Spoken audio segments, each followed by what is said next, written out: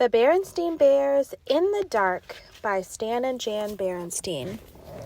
Being afraid of the dark doesn't just happen to you. It happens sometimes to little bears, too. Brother Bear, said Sister impatiently, are you going to take all day to pick your books? Sister and Brother Bear were at the Bear Country Library. Sister had already chosen her books and was waiting at the checkout desk. Hold your horses, said Brother. I'm looking for a good mystery. Sister Bear usually took out storybooks and books about nature, and sometimes books of poems. Brother liked those too, but lately he'd become interested in mysteries, especially spooky ones. Hey, this one looks good, he said finally. Okay, let's check out. Said Sister, looking at the cover. It was called The Case of the Crying Cave. It looks scary to me. Say, this is really good, said Brother Leader, that evening when the Bear family had settled down. Sister was reading a storybook about 3 kittens who were arguing about which was the prettiest. It was a little boring. Would you like me to read it to you? He said. Or are you scared? Teased Brother. When the scouts discovered a dark secret cave, Brother's mystery started to get a little exciting. But when the cave began to cry and wail, "Ooh," said the deep, dark cave, read Brother with a lot of expression. Stop, said Sister, putting her fingers in her ears. That's enough. Scaredy bear, teased Brother. At the cubs' bedtime, Papa and Mama said goodnight, turned off the light, and left the cubs in the usual sleepy darkness. But inside the treehouse, Sister Bear wasn't even beginning to fall asleep. The night and dark didn't seem quiet and sleepy. It seemed spooky and dark. And the funny chest of drawers looked like a cave creature. Mama! Papa! She cried. Come quick!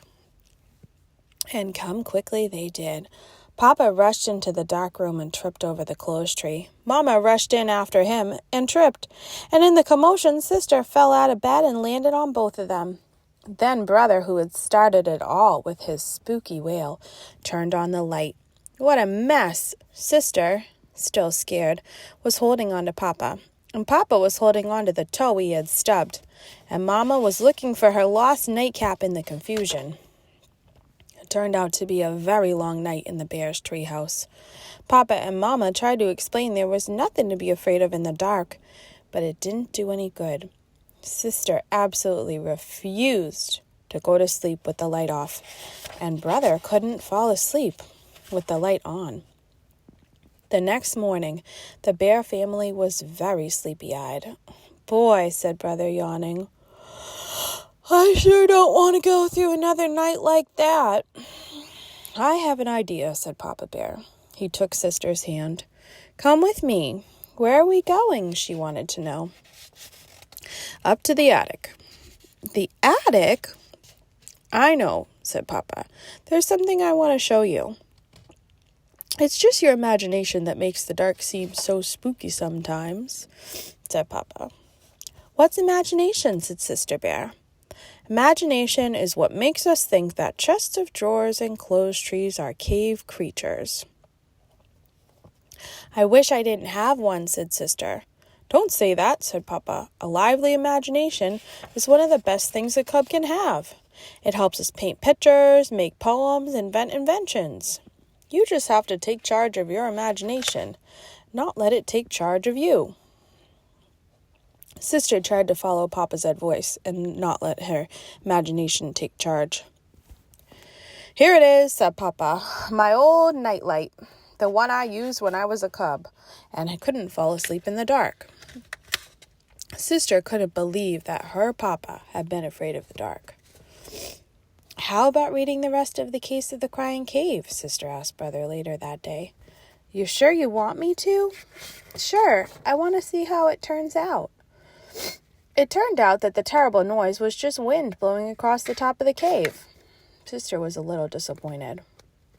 And that night, when she settled down, she said she was disappointed by the way that the Case of the Crying Cave had ended. Why? Said Brother. Because, she said, I was hoping it would be a spooky, scary monster. And she leaned down from her bunk and made a spooky, scary face. Cut that out, cried Brother. Then Sister went right to sleep. But Brother lay awake for quite some time, listening to the owl hoots and thinking that he'd had enough of mysteries for a while.